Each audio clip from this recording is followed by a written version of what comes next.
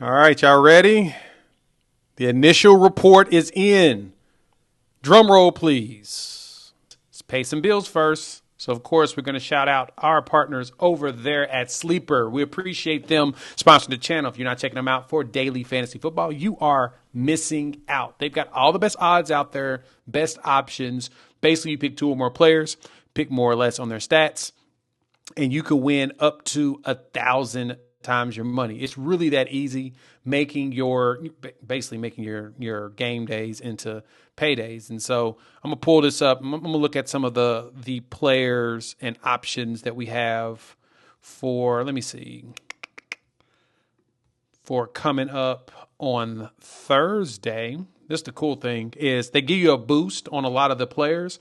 Asia Wilson, Jalen Hurts. I think I'm going to take that because that's a freebie. That's only half a yard. That's, of course, obviously not something that's, he's going to get more than half a yard because that's his game, right?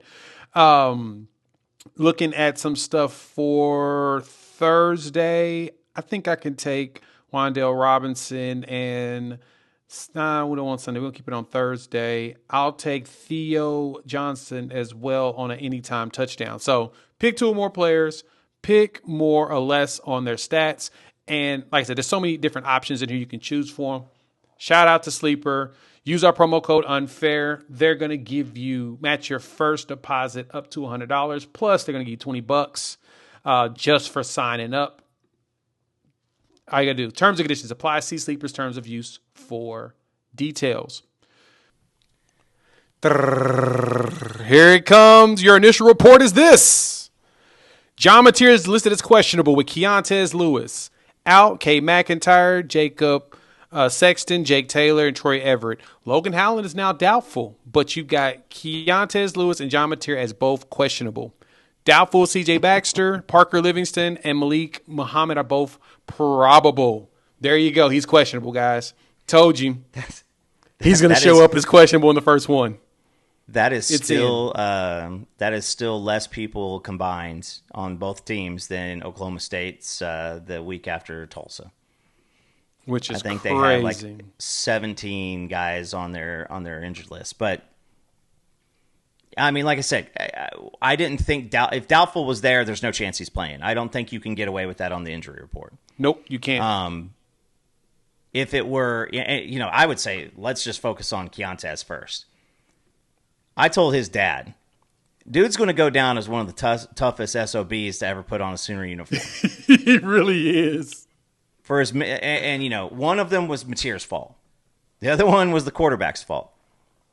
Hey, whoever's taking the snap, let's take care of Keontez. Dude just gets open. He just finds those areas in the zone coverage and gets himself open. And I think that, to my analogy, the Denver Broncos one with the wide receivers is we've done really, really good in running 5 wide or having, nobody in the backfield. We've done a really good job at it.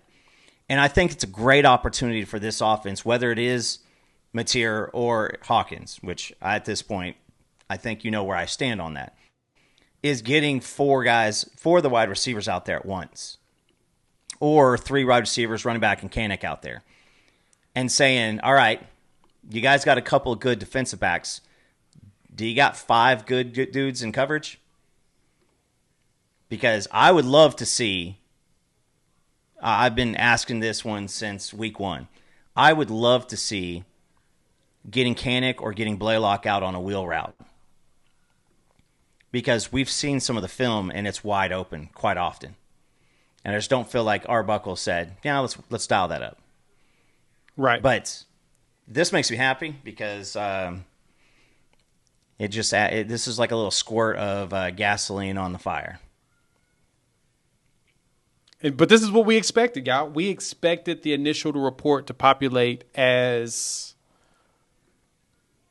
questionable. Like, this is where we thought it was going to end up being. So this is perfect. He's playing in the game. I'm just telling y'all now, he is playing in the game. If he had showed up in here as doubtful, I would have said, I think they're going to have him. I don't think he'll play. It could have progressed him to questionable on game day and then been able to get him out there a little bit. But now that he's starting as questionable, he'll show up probable by Friday, and on game day he should show up as in. So, but having him and Keontez, like you said, having him and Keontez as questionable, I think Keontez is going to try to play too, which is crazy to me. And listen, Keontez, CT scans were clean. Everything was clear. showing up, bouncing around on on Sunday. Arbuckle said, you know, he caught his breath when that happened, and they are addressing it. They're putting some padding around the stadium, so if that question comes up too. But yeah, at this point, I mean, this is why you play the game, and I can promise you, unless somebody keeps Keontez or Mateer off the field, they're playing. Yep. It's going to be tough keeping him off the field, too. That's going to be the hard part, is this dude's not going to be one of those that he's not going to want to – there's a very good chance that this dude's going to find a way to get on the field, period. So, yeah, I'm at 100% that he's going to play, too. I'm at 100% that there's no way he's not going to play. And I say, again, they're not going to put him out there if there's a chance that a hit to his hand would re-injure that as if where it wouldn't if he didn't have the injury. So he is playing in the same fashion as he's never been hurt. Right. That's what Mateer's going to run out there like. And yeah, I agree with you on that. Now you got Giovanni.